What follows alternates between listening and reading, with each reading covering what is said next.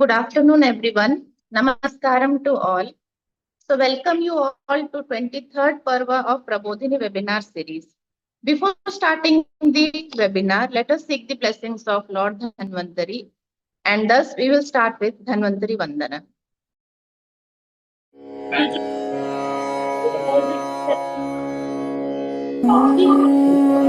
नमामि धन्वन्तरिम् आदिदेवम्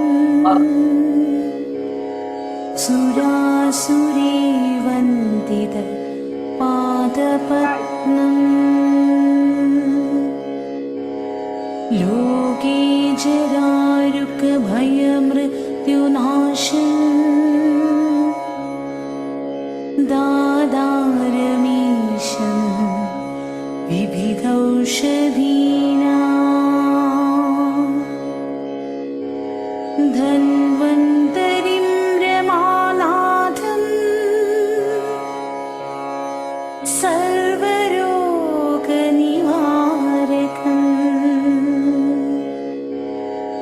आयुर्वेदप्रवर्तारम्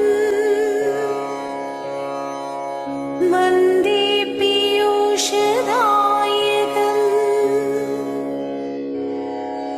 सर्वे जना सुखिनो भवन्तु सर्वे सन्तु निरामया ॐ शान्ति शान्ति शान्तिः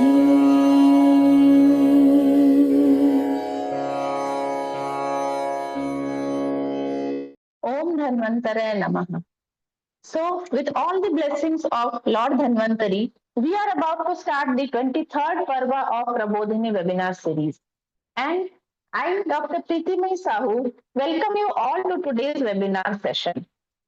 As we know, Ayurveda is the treasure of our sages who have given us this in the form of like a chest. So we are hunting it, and it is like just like a treasure hunt, and we are in search of golden keys to open these chests and to find the most valuable, most precious knowledge which is hidden inside these treasures.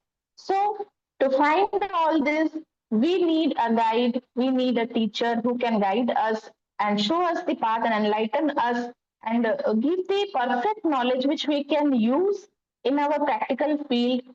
And this is the effort of Prabodhini webinar team to collect all the gems of Ayurveda from all over the world, and we are trying to make them available to you so that they can share their practical experiences with you.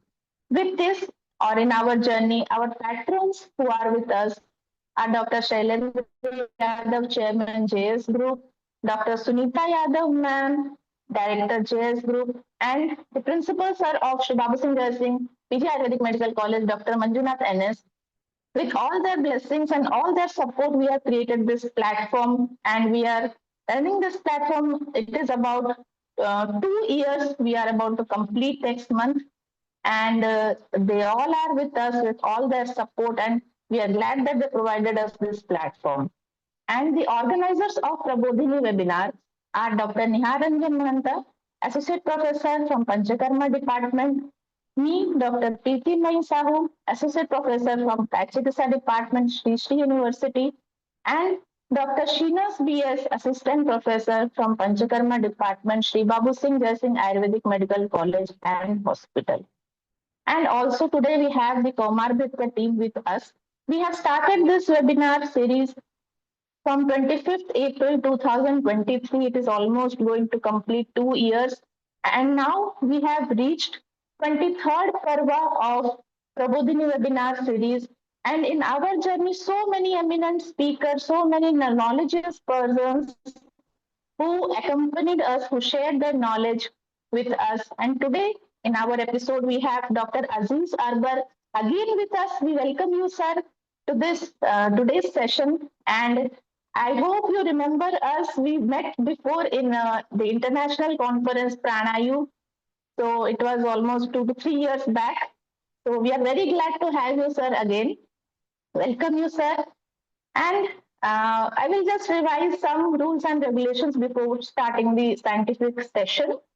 So registration is mandatory. Registration is done through filling the Zoom forms provided in the link. After filling in the Zoom forms, you have to join the WhatsApp group Prabodhini through the link provided, as all the further proceedings will be intimated in the group. On successful submission of the form, you will get a confirmation mail containing Zoom meeting joining link. And please join the webinar with the link provided, as it is individualized and is separate for everyone. So you have to join with your link only. Your name and email ID in the Google form should be correct, as it will be used in your e-certificates. So please be very careful while filling up your names and email IDs. Many people do this mistake. They join with different names.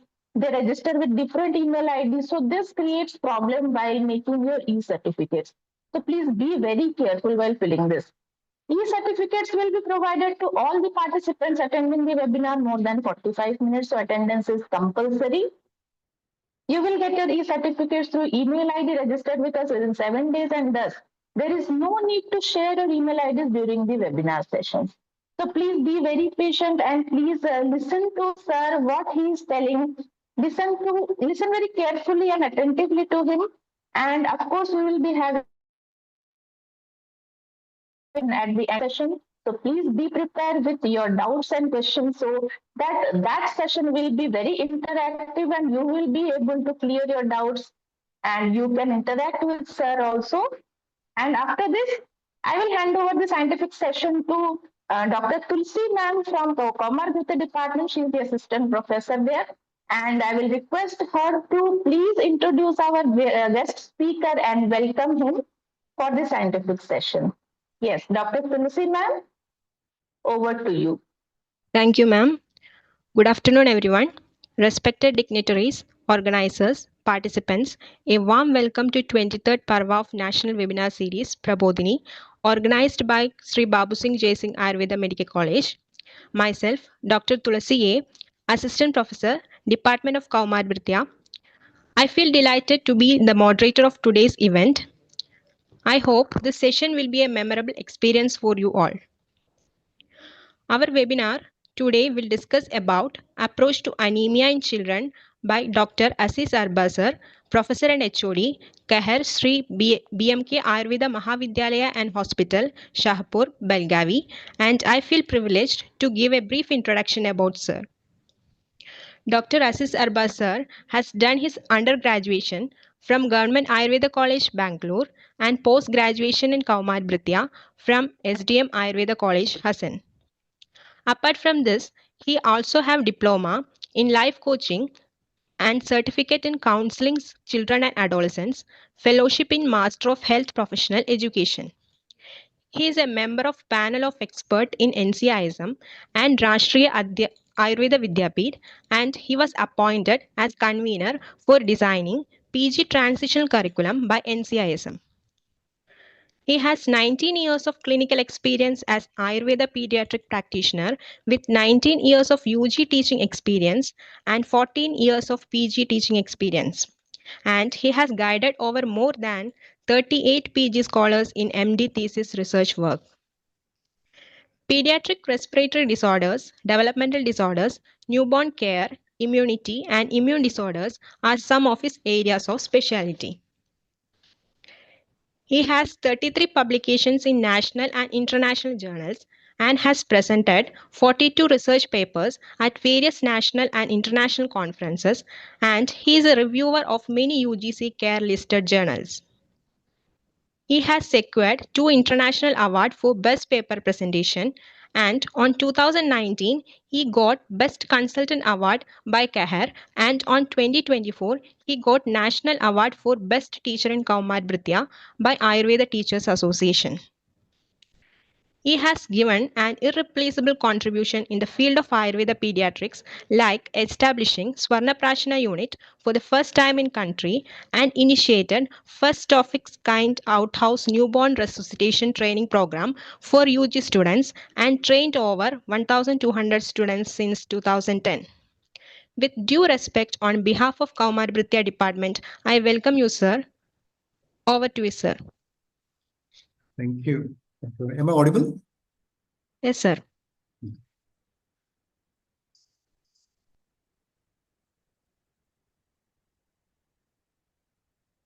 Is the screen visible?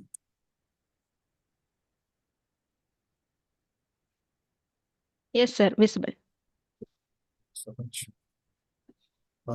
At the outset, I would like to thank the organizers, Principal Dr. Manjunath, Shri, Babu Singh, Singh, Ayurveda Medical College, Farrukhabad, UP, and the team who is organizing Prabodhini for having given me this opportunity of being a part of your 23rd episode of Prabodhini. This is an opportunity for me to interact with so many people across India who have joined this event, and would like to move ahead with the responsibility that has been given to me today.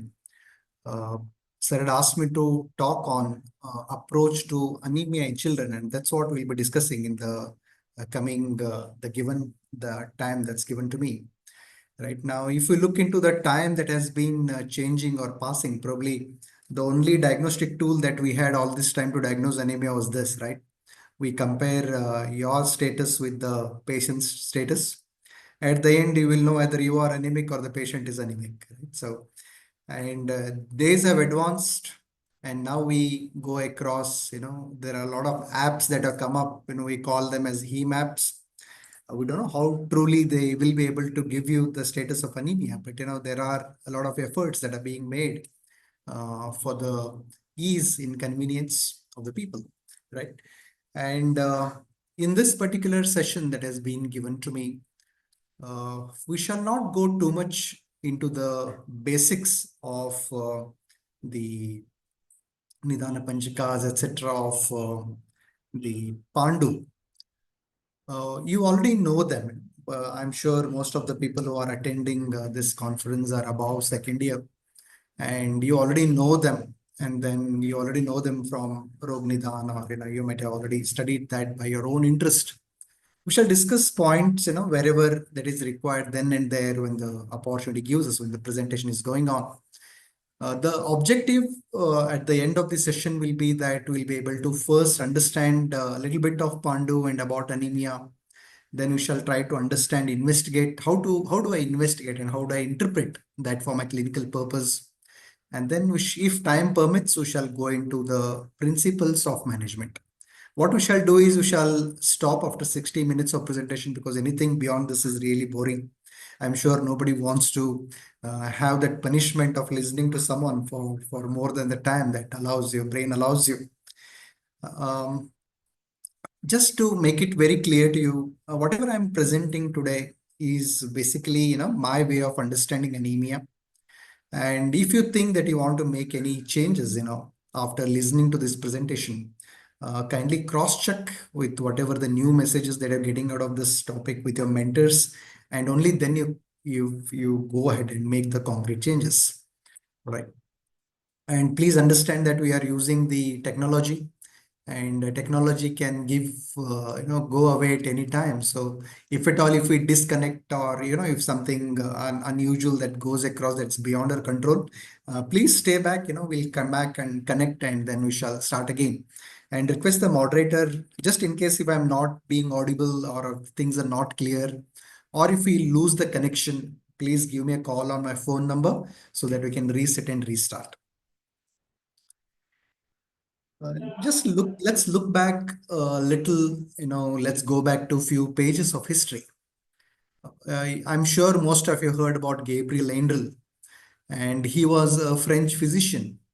It was in 1829, if you want me to tell exactly number of years, approximately 200 years back, it was this person who first termed the name anemia. He was the one who coined the term anemia. And he didn't stop there. He knew that it was the deficiency of iron that was actually causing this problem. And he was the first one who used the iron preparations for the treatment of anemia. And from hence here onwards, there are people in the world who know that, this is the patient of anemia and then I should start prescribing him iron supplements. It was from this point, right, that the whole world followed that the iron can be used in management of anemia. So this is story of about 200 years back. But if you look into what Ayurveda says, right, Ayurveda treatises, which are about 4,000, 5,000 years old, and they already had a mention of it in the form of intake of Loha Churna with Takra. And this is mentioned in Puranas and Vedas in the treatment of Pandu. So what we are trying to give you is not a science of 200 years old, or, we're not discussing about a science. It's not about competition of the time. But the condition of anemia existed or has been there for a very, very long time, amidst humanity. And then unfortunate but true that we still have, not got a complete hold of this disease. And that's what talks volumes about why it is important for any clinician who is practicing, especially in India, to know, to get well versed with the condition like anemia. When I just look into, a thought that actually comes to my mind, and probably some of you as well. If you look into what we usually eat as an Indian customer, I don't want to say everybody does that, food patterns have changed, most of these things have changed to pizza and the fast food. But if you look into the most of the commonly practiced, food practices that happen in our society, say, for example, we give a lot of importance that, milk should be taken, or groundnut and jaggeries to be given, fruits and vegetables are promoted to a greater extent. And if you look into the kind of food style that we Indians, usually practice, if you look into them, they are very good sources of hemoglobin, iron rather. But then anemia exists, and the percentage is something that is what me and you need to be aware with. 20 to 50%, that means to say every second person you meet is an anemic person, right? And 20 to 50%, we find that not same across India, of course, but different parts when you go across, the percentage varies between 20 to 50%. And that is the reason why, Ayurveda would have an upper hand in the management of treatment of anemia. Because, when we go through the pathophysiology, when you try to understand what Pandu is, what anemia is, you'll understand that it is the gut that Ayurveda basically tries to emphasize when you're trying to treat, right? So that is where, when you say that you first normalize the Agni, and then this Agni is something that forms the major portion of correcting any form of pathology that is getting set in the body. And that is why the Chikitsa that is there in Ayurveda as a principle starts with correction of Agni. And then if you look at Pandu in specific, Charaka dominantly gives, whatever preparations you take, that have been mentioned for Chikitsa of anemia or Pandu, you find that they are mostly Kafara, right? And, when we look into the kind of treatment approaches that we have, Kafara are mostly, Apatarpaka, that is what we basically mean. And that is where we keep thinking, when the disease is something which requires Santarpana, why am I treating Apatarpana type of Chikitsa? Now we'll try to understand this as well, right, when we go across, because, the kind of food style that we have, we are still unable to make it to normalize our hemoglobin percentage in the body. And one of the reason is gut, and second reason is our lifestyle that we adopt and the kind of food style that we have, that matters a lot. And probably, especially to the treatment, of course, this has been applicable for as many number of years as we know Pandu across. But, especially to this current generation when we are practicing today, it's important for us to know that the approach that Ayurveda has told is so much logical. And when you talk about in pediatric specific, there is Krimihara, which is added on. Again, whatever Krimihara Chikitsa we have is dominantly Kafara, right? So that is something that we need to keep it in mind. And this is just a thought, you all can have your own thought process as well, right? As I told you, the earlier route of diagnosis and the current route of diagnosis, a lot of difference. But let's understand how logical is it to compare Pandu to anemia, because when you look into a lot of literatures or other disease conditions, it's very difficult to compare exactly the replica of, the Ayurveda conditions that have been mentioned in Ayurveda classics to the disease nomenclatures that are done in modern science. But if you look closely to what we get as symptoms of anemia, are very closely associated with or go a lot of in parallel to description as to what we find in our Ayurveda classics as well. So for example, feeling of weakness or tired all the time is the first major symptom of anemia.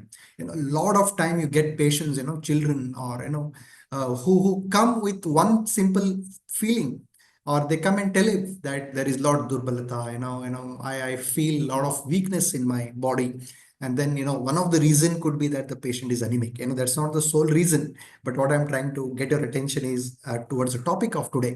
So one of the reason could be, is the patient anemic, should be the thought that should come into mind. The patient should come with shortness of breath to you.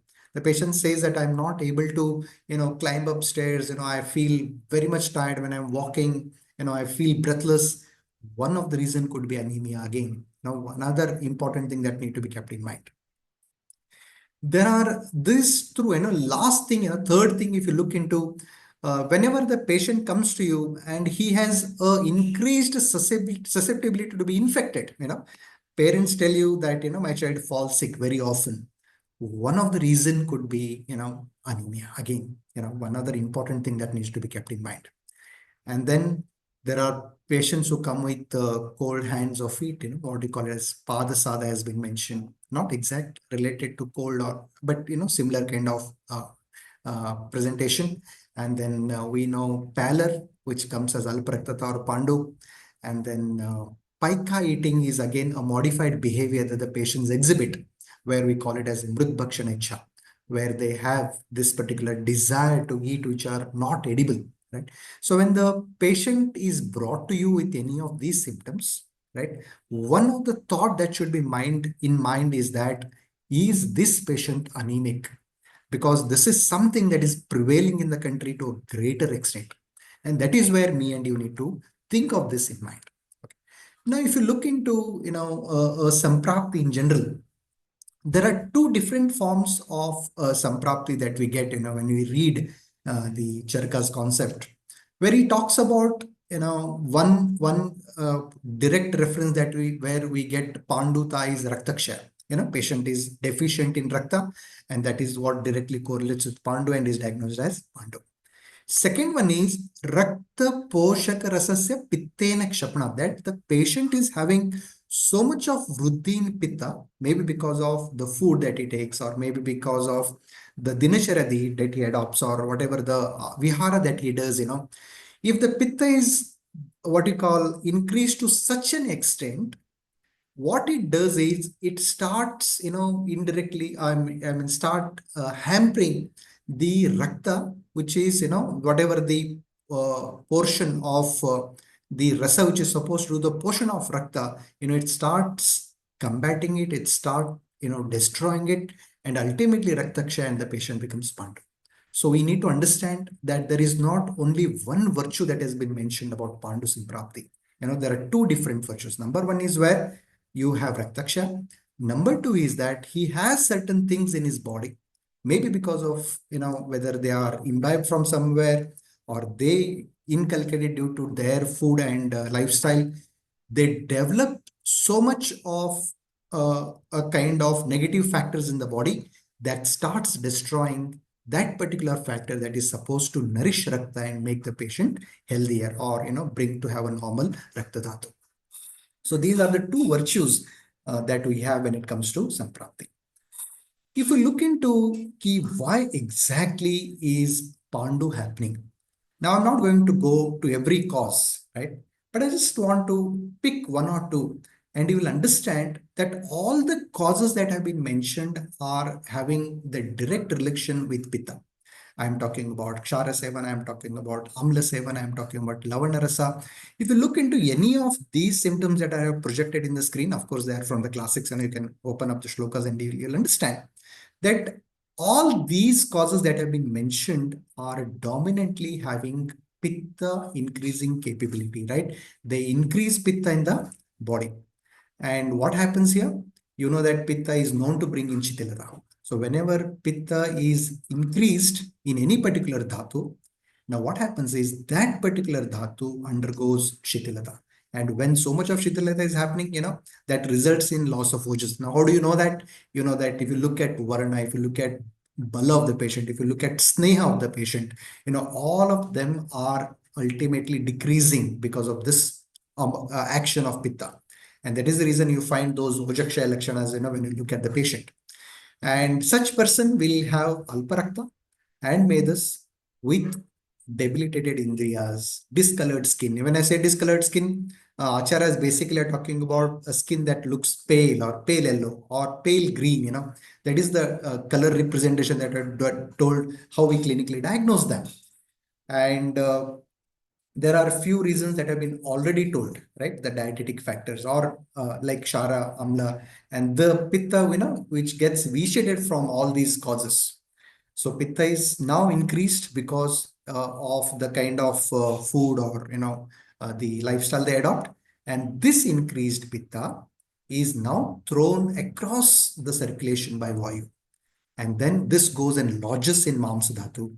And after its location there, the skin and Mamsa, the skin starts showing those illustrious appearance. Now that is where this the Panduta comes in.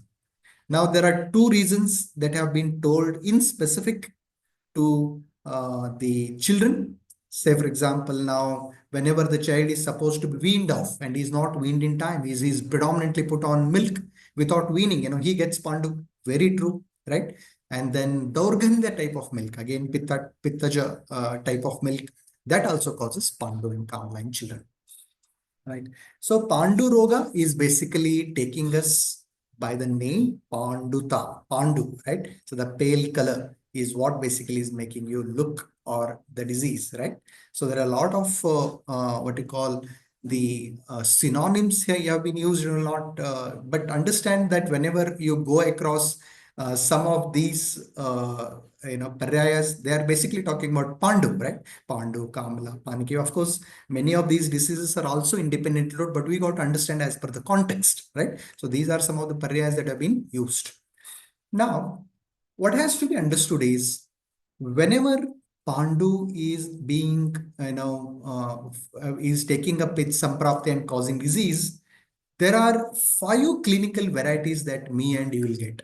The patient may be of Vataja type Pandu, he may be of Pittaja type, or he may be Kaphaja type, or he may be having a mixture of all of them. And or he may be giving you a history that he has been taking Paika.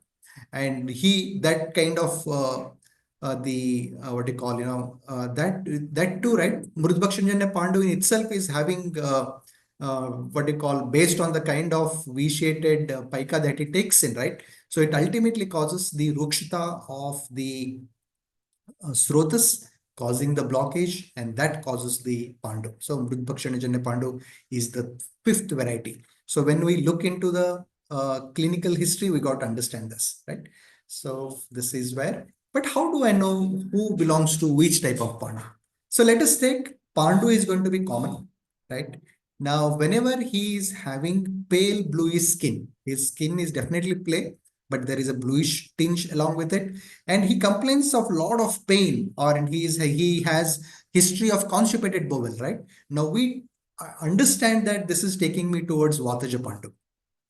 And whenever you look at a skin of the patient and it is pale, he always complains of heartburn or has diarrhea. When these are associated, we take him more towards the Pittaja Pandu.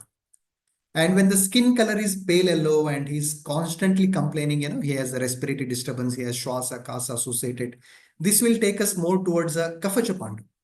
And when there are mixed feature, it goes towards Tridoshish Pandu. And whenever there is, you are finding that Pandu is associated with helminthic infection, loose motions, or when you look at him, there is puffy cheeks, eyes, and then, or there is a edema in the lower abdomen or genitalia. This will, along with the positive history, of course, of Mrudbhakshanajanya Pandu, and that is what takes us towards Mrudbhakshanajanya Pandu. So when we look into the clinical consideration, now these are the 5 different kinds of varieties of Pandu, and this is how we clinically diagnose them. And these are the ones that we clinically see, right? So when we treat them. But let us now understand the counterpart, right? To understand anemia, about how exactly do we go across. Like how we have 5 types there, we have divided, a very, what you call, just, you take one parameter and then you start differentiating anemia. And the only one parameter that has been considered here is the hemoglobin when you talk about the classification in modern. So when you just get a blood test, and if the hemoglobin, is less than 10 gram percentage, we call it as mild anemia. 7 to 10, we call it as moderate anemia. If it is less than 7 and higher than 5, it is called as severe anemia. And lesser than 5, we call it as very severe anemia. This is basically to categorize, to know, is the patient in a state of compromise? Is he compromising his body functioning? And that, based on that, we categorize them into different anemia status. You will know, I mean, why any clinician, especially we practicing in this line, why you should know is anemia is one of the disease among the top 10 selected risks to the health. This is true all across the world, but this is true more in India because we have, more number of population whom we diagnose on daily basis with anemia. And a survey in Asia World Health Organization showed that approximately more than 50% of children of all ages and 92% of children below the age of 2 years suffer from it. 92% is, almost everyone. So you can understand what is the nutrition status of our children across. And in India, it is about 20 to 40% of the population equally of all ages. And this is the reason why Government of India introduced a program called as National Nutritional Anemia Control Program. Most of the programs, when you look in, there is a reason why they basically start across. And here we find the reason why this program was initiated, because of the kind of incidents that we have in India. See, if we look into a little bit as to how do I basically diagnose any anemia, when I'm sitting in clinic. Now, this is where we need to give a little bit of extra head to across. As we all know, if I'm talking about anemia, I'm basically talking about the red blood cells. And when I'm talking about red blood cells, I'm basically talking about the hemoglobin percentage. Now, if you look here, now we know that the entire production of the red blood cells happens from long bones, right? We know this, that it happens from the long bones. And if you cut across, it would appear something like this. If I'm visualizing this from the top, the bone would appear something like this. And this spongy material which is inside the bone, all of us know that it is called as bone marrow. And it is this bone marrow which is actually responsible for the production of RBC. But does that function by itself? Absolutely not. How does that function? It functions because kidneys produce something called as a hormone called as erythropoietin, EPO. All of us know this, right? And when this EPO acts on the bone marrow, right? And when you look into bone marrow, we find cells called as hematopoietic stem cells. And please understand, hematopoietic stem cells don't produce only RBC. All the blood cells that are formed in the blood are all produced from this cell, right? But when EPO act on this, it produces erythroblasts. What are erythroblasts? Erythroblasts are nothing but, precursors. They in future become the erythrocytes. But, when they become erythroblast to erythrocyte, we got to understand that erythroblast cell have, nucleus, all the material that are required into a normal cell. But when it becomes into a red blood cell, it has got only one thing in its body, and what we call it as hemoglobin. So the entire space that earlier was being used now has no nucleus, no organelle, no DNA, or the entire space is left only for one purpose, and that is for the storage of hemoglobin. And what is this hemoglobin used for? This hemoglobin used to bind oxygen. right? So I hope you understand what do you mean by red blood cell, what exactly do you mean? So when I'm calling something as anemia, I'm talking about a condition in the body where the number of red blood cells are low.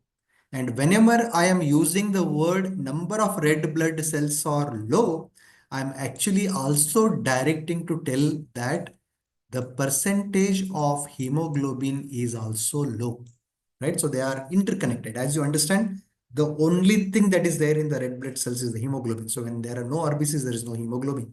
And ultimately, there is problem with the basic life support, that is the oxygen that is there in the blood.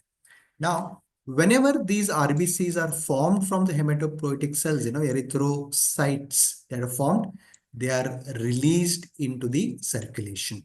And once they are released into the circulation, they live there for 120 days. And after that, they end their lives, in the spleen, and they are recirculated and recycled for the other purpose. Now, please look into this, that whenever we are talking about anemia as a concept, there are only two conditions that happen. Number one is what we call it as underproduction. And second one, what we call it as destruction. Now, how do I differentiate this? So whenever, if I'm drawing to a line here, and you can see the line above and line below, the line above is all concerned with production. So whenever you find that the RBCs are not being produced in a good number, please understand the reason is somewhere here. What can be the reason? Maybe the erythropoietin is not being released, or maybe the bone marrow is not reacting to what the erythropoietin has come in. And all these are the reasons why there is underproduction. So there is no production at all, right? Or there is a reduced production. And once this is formed, let's assume that whole mechanism is all normal. Once it comes into the circulation, it is a normal, healthy red blood cell which just comes in. Now you find that there is still anemia, then the reason is destruction, right? Now, how do I know this? Whether the anemia that I am seeing is a anemia of destruction or anemia of underproduction. And at this point comes the rescue of reticulocyte, right? Reticulocytes, when they are high in blood, it usually tells you that there is destruction. When reticulocyte count is lower in the blood than the anticipated, then we call it as underproduction. So reticulocyte count gives you a direct clue to say that what anemia I am receiving is an underproduction anemia or a destruction anemia. So reticulocyte, when it is higher, it will tell you that it is destruction. When it is lower, it will tell you that it is underproduction. Now, if you look into the causes, I'm not going to pick everything. I request all of you to take a screenshot of this particular image. We shall not go to every cause, because that in itself can be a 4-hour seminar as such. But please understand, there are mainly 4 things that we talk about. Number one is where we talk about the nutritional anemia. And this is seen in babies who are premature, who are on prolonged breastfeeding than what is required. They have, very poor diet, especially which is deficient of iron. There is no iron in the food that they take. There is no folic acid. There is no B12, vitamin C. Please understand, folic acid, B12, vitamin C, and pyridoxine are precursors to synthesize iron, to have the enough kind of iron stored. These are important. So whenever the patient is anemic, just giving iron is not going to be fine, because we also need to know whether he's deficient only in iron or he is deficient in other things also, so that he can give the proper line of treatment to him. And then malabsorption. He's taking everything right, but he's not absorbing it. And then hemolysis, when the blood is being produced, is but being destroyed. Second is blood loss, right? There could be many reasons why there is. For example, even talking about a baby, there can be bleeding from umbilical cord. There can be a diagnosis of hemorrhagic disease of newborn. There can be peptic ulcer through which the blood is constantly going on. Or the patient is having a hookworm infestation where the hookworm is attached and gone. And from that spot, there is a constant bleed, right? Hematuria, hemophilia, any form of blood loss. And the fourth and the most important, but a rare one, is defective RBC production.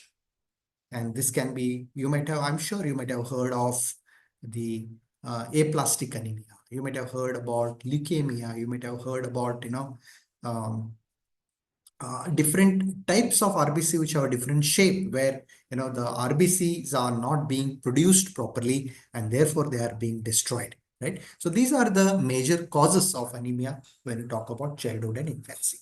Now again, let's go back and try to understand one of the very important crucial thing.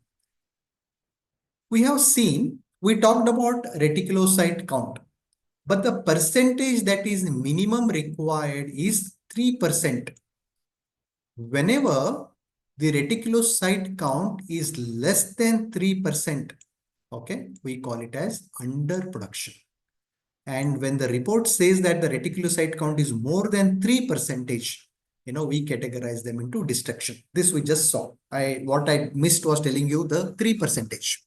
But there is another most important thing that has to be kept in mind is the mean corpuscular volume. When I'm talking about a red blood cell, it has got its own volume, and the normal one is 80 to 100. I'm sure you all have heard about anemias called as macrocytic, microcytic, normocytic when you talk about them. But please understand this. Whenever the mean corpuscular volume, the MCV, is less than 80, we categorize them into more than 100, we categorize them into macrocytic. When it is less than 80, we categorize them into microcytic. And when it is between 80 to 100, we categorize them into normocytic. So whenever the taking into consideration of the MCV, there are a lot of anemias that can be diagnosed and approached, right? So please understand that whenever the MCV is more than 100, macrocytic, it is usually the low amount of DNA precursors. We just talked about many precursors. Vitamin C we talked about, vitamin B12 we spoke about, folic acid we spoke about, pyridoxine we spoke about. Whenever they are deficient, then the MCV is higher. Whenever hemoglobin is less, then it is always microcytic anemia. It is at this point, right? It is this point where we consider giving only anemia, microcytic anemia, iron is less, you go ahead, right? But understand that is not the only thing. I'll just give an example. Because here, when MCV is greater than 100, we need to think of supplementing precursors. But when it is lesser than 80, we need to understand that the core hemoglobin is lesser. And all other parts of anemia, when the MCV is 80 to 100, it is normal. We think of all other, everything else, whatever that comes in, right? So when the bone marrow activity is higher, the reticulocyte count is very high, and it is telling you that there is destruction. When bone marrow activity is poor responsive, reticulocyte count is less, we are basically talking about underproduction. And this underproduction has got three varieties. That is the microcytic anemia, macrocytic anemia, normocytic anemia. All right. Now, one of the most important thing that we got to understand is, if you look into the RBC, as I told you, the very important thing that the RBCs are meant for is for the storage of they are hungry for hemoglobin, right? And if you go a little bit, much deeper into how hemoglobin is happening, is all to all iron. And this iron has got only one role, and that is to attach O2. So that is how the structure of hemoglobin basically is meant across. So if you look into an RBC, RBC has heme and globin, and this is having heme and globin together. And we all know this, that this iron, right, when it is not there or less, it is at this point, it's one of the diagnosis is iron deficiency anemia. Otherwise, we have protopharynx, we have anemia of chronic disease. We have anemias of thalassemia, where the globin molecule is, alpha, beta globin, when they're not being formed, they get categorized into thalassemias. So this is how the anemia basically is picturized. Let's understand why microcytic anemia happens. If you look into one RBC, it is having a certain number of hemoglobin to be present. And for any reason, when this particular hemoglobin percentage reduces, RBCs don't like it. Their tummy should be full of hemoglobin. And to do this, what they do is they bring in a cleavage and then they split into the two smaller cell. And the entire big cell now becomes too small cell to have enough concentration of hemoglobin into the cell. So the cells which were earlier normal, now they become smaller. They contract, just to increase the concentration. And these cells become microcells. And that is the reason why these cells called as microcytic anemias. All right. Yeah. Under iron deficiency anemia, it's very important to know that iron, in place of carrying oxygen, it also has got a lot of other roles, right? It definitely makes the hemoglobin, of course. When it is not there, we call it as an anemia. But it has got other roles also. It is helpful in the skin health. It is helpful in the hair health. And it is, we have something, and I'm sure all of you know that there is koilonychia. Koilonychia is where the spoon-shaped nails that we get. That is because the iron stores are important for the nail health, skin health, that this is a organ, again, extension of skin itself. And because of this, you find a spoon-shaped cell coming. So whenever you're looking at a patient, he has a spoon-shaped, koilonychia, we take it to a very good, stronger diagnosis we make to say that it is a iron deficiency anemia. Patients develop eating things which are not normal. We call them as pica eating. They get, mud eating is one of the commonest one. And then there is, refit lung syndrome. We don't know why exactly has this leg syndrome happens in iron roles. This is not yet very clear, but understand that iron, in addition to making hemoglobin, has also other role. That is the reason why you find systemic symptoms in anemia, which actually help us in diagnosing what type of anemia do we have. So RBC count can diagnose anemia. But to establish iron deficiency anemia, one has to do iron studies, right? We just can't, I just looked into RBC count and then, at the end I can say that this patient is anemic. But to know whether he needs iron, actually, I need to do further iron studies. And that's very important to know. But the question is, how do I know? For example, let's understand that, let's look into a little bit of pathophysiology of how iron deficiency anemia basically happens. Say an individual is here and then he consumes iron in his food, maybe in terms, and it comes in and is ultimately gets absorbed at the level of duodenum. So let's assume that these are the cells of duodenum.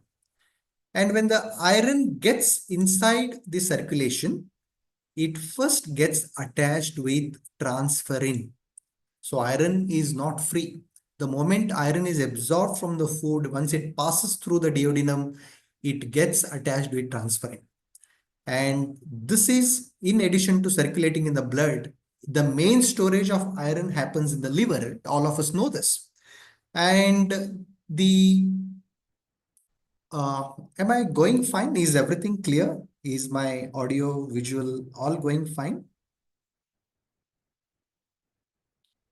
Can any one of you Yes, just sir. unmute? Yes, Yeah, it's clear. yes, sir. Yeah, fine.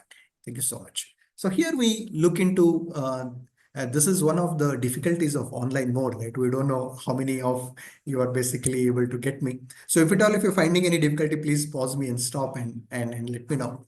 All right, so let's move ahead and let's look into this. So transferrin gets attached to the iron and is brought to the macrophages. And these are the stores, basic stores where iron is present. But again, here they're not alone. They get a binding with ferritin. So here we saw two things. One is transferrin and second one is the ferritin. These two are absolute important aspects of the iron metabolism and iron movement that is happening inside the body. So whenever iron is less, right? Now, definitely serum iron low, it will tell you it is iron deficiency anemia. There is no doubt about it. So when you are sending for blood, one of the important things that you should be sending is how much is the iron level in the blood. But understand what is important is percentage of saturation. Say, for example, I'm actually talking about transferrin when I'm looking for percentage of saturation. What do I mean by this? Transferrin has capability of attaching the more and more amount of iron. Amount of iron that is attached to this transferrin is basically, we are talking about the percentage of saturation. How much amount of iron is there sitting on the transferrin is basically telling you about what is the percentage of saturation. And it is estimated 33% minimum. But in iron deficiency anemia, since there is no iron at all, so naturally the iron occupying on transferrin is less. So the percentage of saturation in iron deficiency anemia is again on the lower side. And let's first go to the ferritin level. You know that the ferritin is here and that is what is supposed to bind to the iron. When the ferritin is less, that is actually telling that iron is also less. So in any individual, when you find ferritin is less, is again an indicator of iron deficiency anemia. Now let's look into the most important component, the total iron binding capacity. Please understand like how RBC is hungry for hemoglobin. Similarly, transferrin is also hungry, whenever there is no iron, it is moving around inside the body to know where the iron is and tries to go and catch it. And that desperate transferrin is. Now, whenever there is no iron, the iron binding capacity of the transferrin basically goes high because it is not getting what it wants. So whenever you're finding that the report is telling that the total iron binding capacity has increased, that is actually telling that the total iron in the blood is reduced. So to talk in nutshell, any report that tells you or whenever you want to know where there is an iron deficiency anemia, there are 4 blood tests to be done. Number 1 is knowing at serum iron. And in IDA, serum iron is lower. Second one is percentage of saturation of transferrin. And here, that particular percentage is again on the lower end.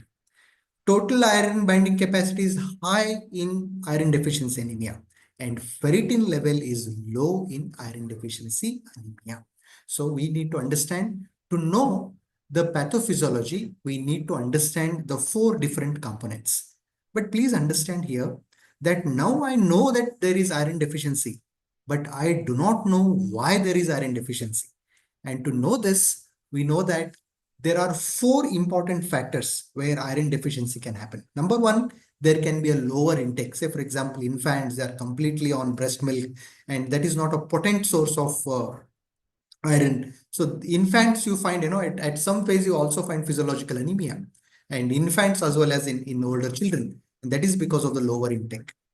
Second one is whenever the body has a high demand, but that demand is not being met, the person is still on the normal food intake, whereas body is tough. Say, for example, children, they move around so much, there's so much of exercise, adolescents, because of the changes that are happening inside the body, and the pregnant women, their demand is very, very high. But if the patient is or if the child is not meeting its demand based on the food intake or the quality of the food, now iron levels are going to go down. And let's assume the intake is good, the demand is being met, but the patient's body is not in a position to absorb what is called as a poor absorption. Say, for example, individual is having a celiac disease, somebody has undergone gastrectomy, they have removed his part of a stomach or the entire of the stomach. Now, absorption cannot happen intake. And the last and the most important is the loss. In women, if you're talking about if the woman is menorrhagic, there's a lot of blood that is losing in her monthly menstrual periods, cycles, and there she can go into anemia. A simple ultrasound can tell you whether there is any fibroid, etc., and then you get an approach. And if you look into men, one of the commonest disease, looking at anemia, not able to identify, he may be suffering from peptic ulcer disease, and there can be leakage of the blood, and then he is becoming anemic. And if you look into elderly people, they may be having colon cancer, they may be having bleeding polyps.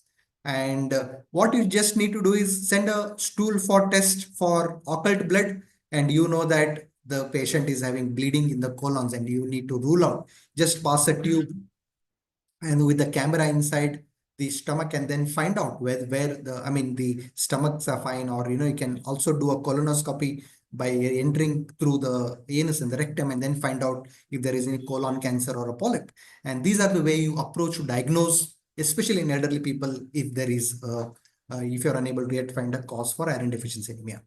And then developing countries like how ours is, again, hookworms are a major reason. Of course, now not, but if you look 10, 20, 30 years back, hookworm was a major reason for anemia.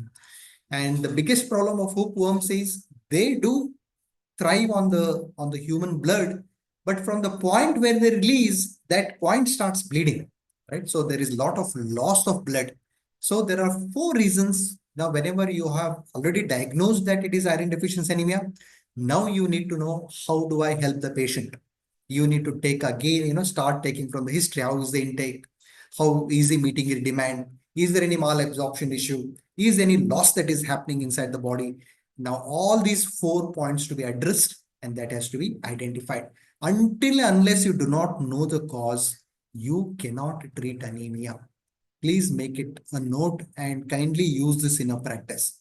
Whenever a patient comes to you with anemia, one important thing that should be done is find out why the patient is anemic. Anemia is never a diagnosis. The reason for anemia is basically the major component that forms a diagnosis, right? So that you can, it is associated with so many different diseases. So you need to identify the disease, or you need to know what it is secondary to, and then you give an appropriate approach and the patients will recover. Right. Now, another important thing that we find is the patient of cancer or patient who is sick for a longer time. Even they become anemic, right? Now, when you're looking at the history, there is something called as anemia of chronic disease. And this anemia of chronic disease is usually, low hemoglobin. So what kind of cell size that we have is going to be microcytic, right? And the second reason is inflammation. Now, whenever there is inflammation, right, we'll look into this a while later, it releases actually hepcidin. But please understand, hepcidin is also a normal component of the blood. It is there in the body. It is released by liver. And it is a major regulator. What it does? Whenever the iron levels are low, the hepcidin is low. Whenever the iron levels are high, hepcidin is also high. You know what it does? When the hepcidin basically governs how much amount of iron should be taken inside the body. It is a major iron regulator. Now, if the body's iron is less, hepcidin role is very low. It wants more of iron to get into the body. So hepcidin release is very less. And whenever the hepcidin iron level is very high, and our body understand that I don't need any iron, so hepcidin is released in a higher quantity, and that blocks the entry of iron inside the cell. So it is not about a lot of, we got to understand, I may be given, the person's hemoglobin is about 5, and I want to increase the entire thing by tomorrow. That is not going to happen, because that in itself is a governed, regulated mechanism. Right? So the proportion of hepcidin is directly proportional to the serum iron. More the iron, more is the hepcidin. Lesser the iron, lesser is the hepcidin, because it regulates how much amount of iron has to be taken inside the body. Okay. What we did not basically talk about is one of the things. Say, for example, now I'm talking about the duodenum here. Let's understand. And we know that there is transferrin that picks the iron. But one of the important things, say, for example, if I'm talking this as the upper part of duodenum, now when the iron is getting inside it, the gateway is opened by the ferroportin. Now, what it does is, If this is functional, it allows the iron. If it is non-functional, it does not allow the iron. What hepcidin basically does is it blocks this particular entry by superannuating the ferroportin. Now, ferroportin, when it is not functional, iron cannot go inside the cell. So whenever we're talking about any disease condition which is inflammatory in origin, I mean, this is one way, right? I'll come back to that point again, but let's understand the normal role of hepcidin. Hepcidin has got another important role. The recycle of iron, say for example, after 120 days, it goes to the macrophages, it breaks in, and then this broken iron, which is coming out of red blood cell, is being reabsorbed. This particular cycle is also blocked by hepcidin when it is higher in quantity, because it doesn't want more iron to flow in when it is increased in size.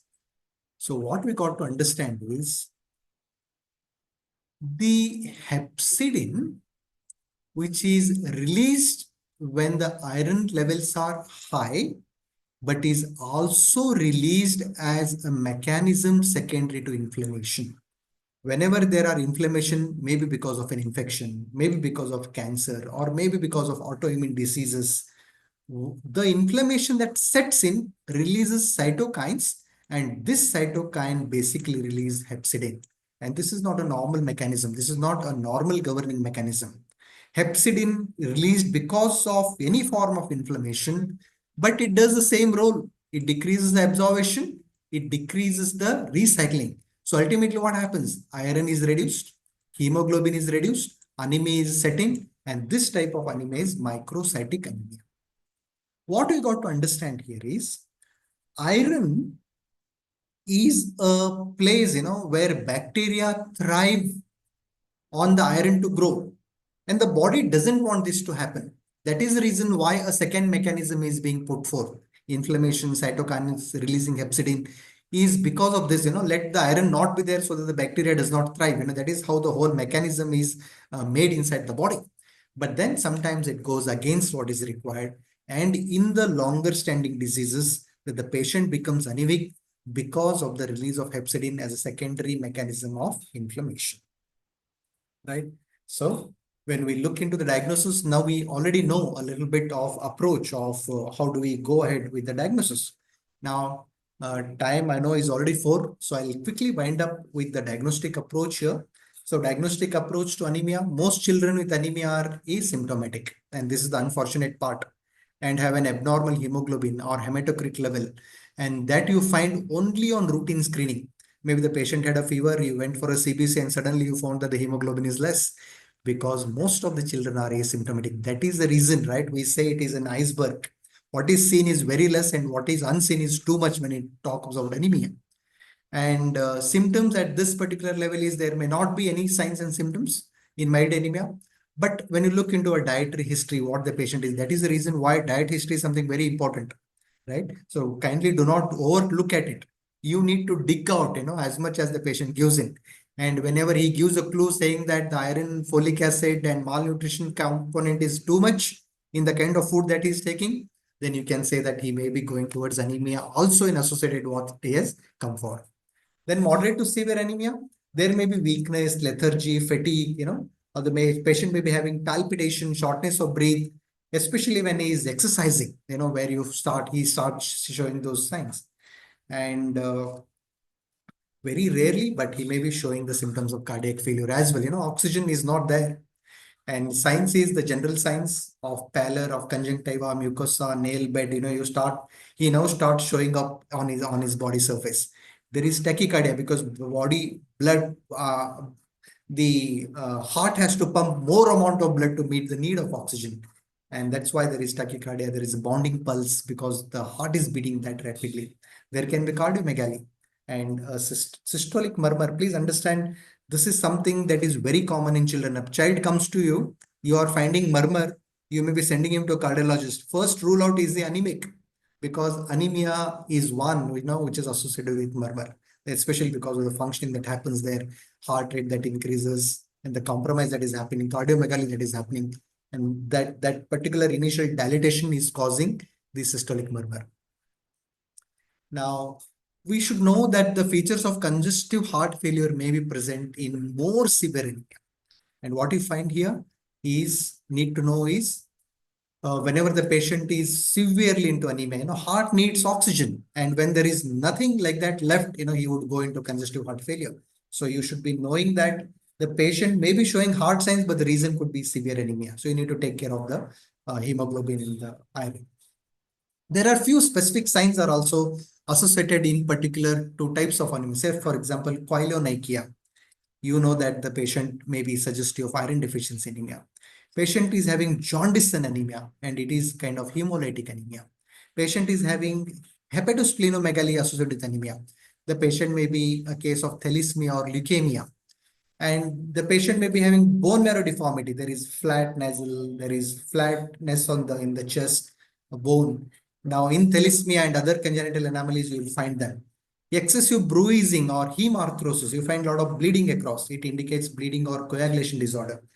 Just by being a little bit vigilant in examining the patient, me and you can come to a conclusion about what kind of anemia basically that we are looking for. So I'll not go much in deeper, but just to go across little bit, since we're talking about anemia, it's important to know a little bit of treatment principle because the time is already up. The principle of treatment of Pandu consists of Snehana followed by Vamana and Virechana. This is something you got to keep in mind. Of course, you need to look at the Rogi Bala, and then based on that, you perform at any given time where you think that you can perform. Please do this. Vamana and Virechana is something that's very crucial. And here you can actually correlate yourself. Whenever there is hepcidin which is released, please understand, you saw the whole mechanism, right? The iron was never free. Initially, it was associated with transferrin, then it was associated with the ferritin.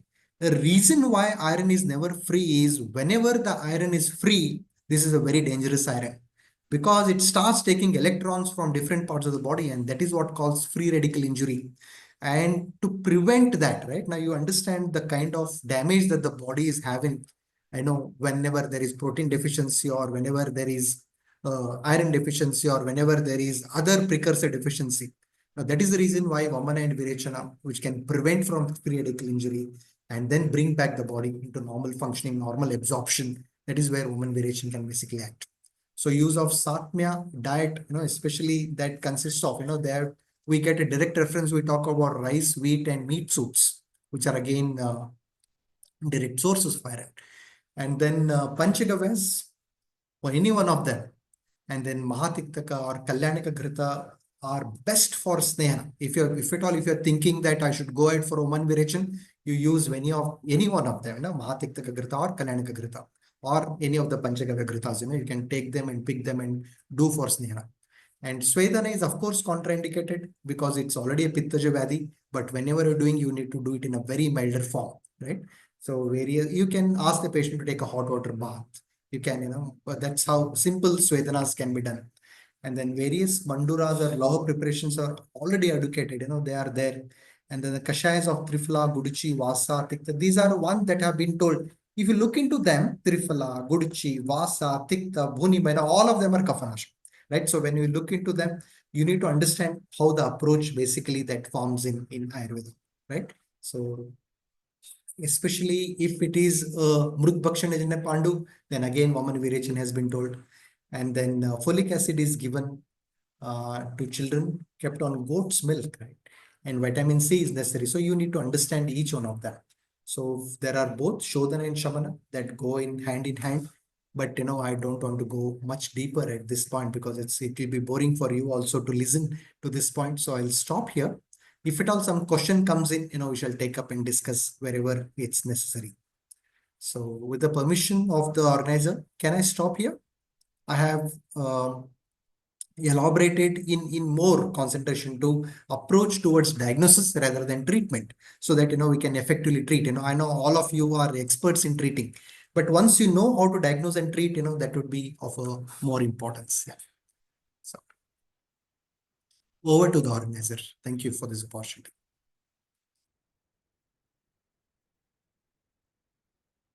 I think they're connecting. Just 1 minute.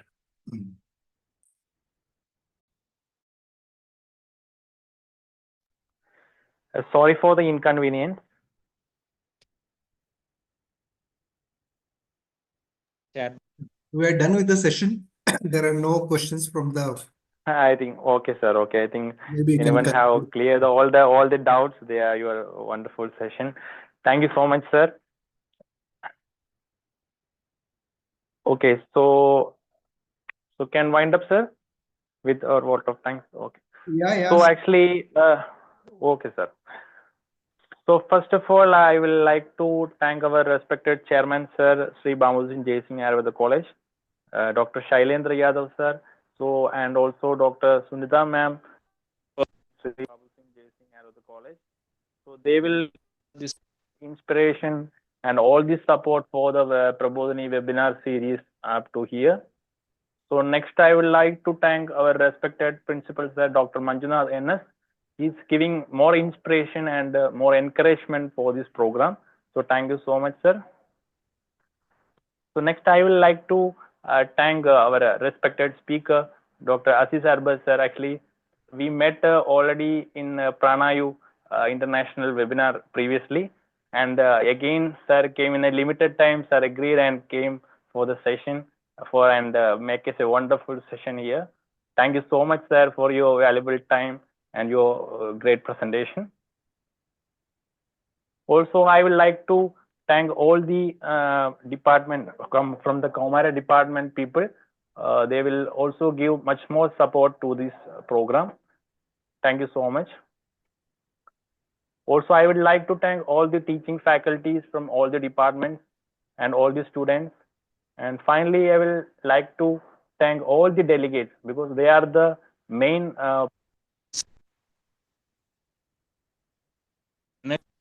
that energy is making us to go beyond this program more successfully. Thank you so much, everyone. So those who are attended the webinar more than 45 minutes, they will get the e-certificate within 7 working days. And also we will share the recorded videos into the WhatsApp group. So stay with us, stay tuned us with the next webinar with a good speaker and a good topic.